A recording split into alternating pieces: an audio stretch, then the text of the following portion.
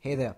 In this video I will not go over every single item available, as that would be boring as hell. Instead I will focus on the 3 types of equipment that are relevant to all the champions.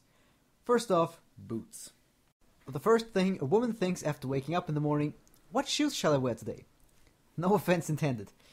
Anyway, as a League of Legends player you should adapt this habit. This thought process should already happen in the loading screen. But before we can make an educated decision, we have to first learn more about the different types of boots available. Let's start with the boots of speed. These are the core ingredient to make the other 7 types of shoes. They cost 350 gold and are therefore available as a starting item. A wide variety of characters also benefit greatly from this early movement speed bonus. This is especially true for melee champions, as it allows them to get in and out of combat quicker. Also, for all jungle champions that want to gank early, I would recommend getting boots first, so they can close the gap between them and the enemy. The item text states that it enhances movement speed 1. What this actually means is that your character's movement speed is increased by 50. After we got the boots of speed, we can upgrade them into one of the following types. Each of them grants an additional effect as well as more movement speed. Ninja tabbies. These boots are all about mitigating damage from AD champions, as they reduce damage from auto attacks by 10% as well as boost your armor by 25. They are ideal against teams that have a lot of AD champions. Especially when you are laning against such a champion in top lane, you should consider these. IONIAN boots of Lucidity. Besides being a total mouthful, these boots grant 15% cooldown reduction. These boots can be very useful to reach the cooldown reduction cap of 40%. Especially support characters can get their cooldown reduction for a rather low price, although you will potentially miss out on defensive stats. Sorcerer's shoes. These give you 20 magic penetration, only useful for champions that deal mainly magical damage such as Ryze, Ahri and so forth. At the time you get these, most champions have around 40 to 50 magic resistance, so you are basically halving their magic defense, which is very useful both at the time and throughout the match. Berserker Greaves. In a way they are the AD counterpart to the Sorcerer's shoes. They increase your attack speed by 25%, allowing you to dish out more damage. Boots of Swiftness. These boots grant 3 instead of the normal 2 movement speed. This means that they grant 90 increased movement speed in total. These are useful for champions that need high mobility in combat rather than damaging or defensive stats. The first champion that springs to mind for that would be Singed. At this point I should mention how the boots affect your movement speed. Enhanced movement speed 1 gives you 50 movement speed. Every point of enhanced movement speed adds 20 movement speed to that. So basically, movement speed 2 means 70, movement speed 3 means 90, and so on.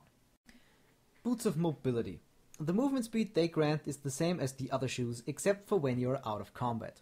Once the fighting ends, you speed up from 70 bonus movement speed to 130. These are mainly used on junglers. If you are going for these, make sure to make the most of your increased movement speed to go where you need to be, or else they are a failed investment. Mercury Treads. These boots are of a defensive nature, much like the Ninja tabbies with which we started. But the Merc Treads boost your magic resistance instead of your armor, and give you 35 tenacity instead of the 10% reduced auto attack damage.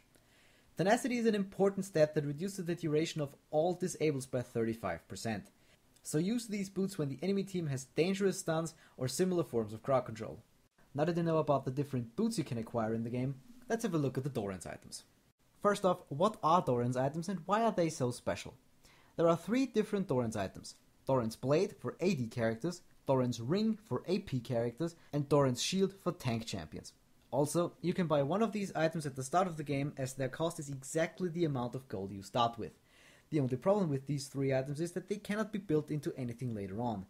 So you have to make them pay for themselves in the early to early mid game, or else you will end up with a net loss. So without any further ado, let's go through each one of them and see what they can do for you. DORAN'S Blade is probably the most frequently used DORAN'S item. AD carries and top lane bruisers benefit greatly from it. The 3% lifesteal give you a bit more sustain in lane, and the additional health and attack damage make you more potent when you're exchanging blows with your opponent. 2 DORAN'S Blades is usually the magical number when you start to press real advantages in lane. If your opponent didn't invest in DORAN'S items, he will become susceptible to zoning. Also, if your opponent is too aggressive and out of position, it is quite possible to rush in and get a quick early kill.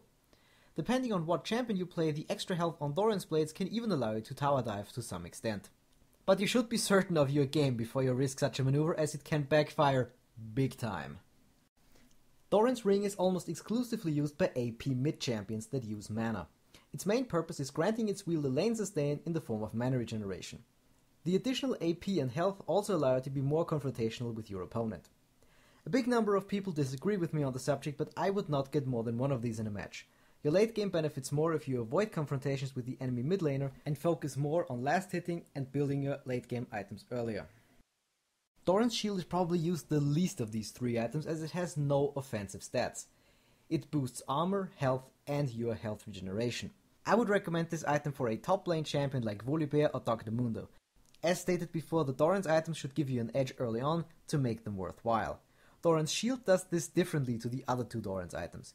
You want to get into a brawl with the enemy top lane bruiser.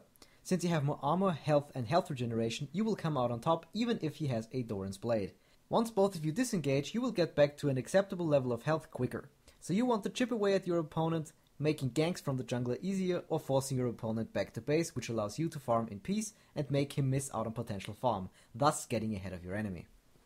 The last category of items we need to talk about are the aura and utility items. The items that fall into the category aura and utility are very cost effective in teamfights and not worth it when fighting alone. This is a very important concept to grasp.